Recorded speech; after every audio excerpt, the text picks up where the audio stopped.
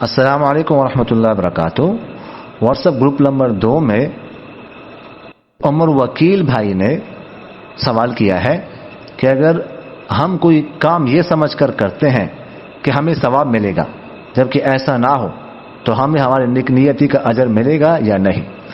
دیکھیے گا، یہ جو نیت ہوتی ہے نیک، یہ ان کاموں میں معتبر ہوتی ہے جو مباح ہوتے ہیں۔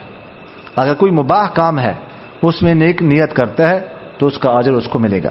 نیت المؤمن خیر من عملہ، مومن کی نیت اس کے عمل سے بہتر ہے۔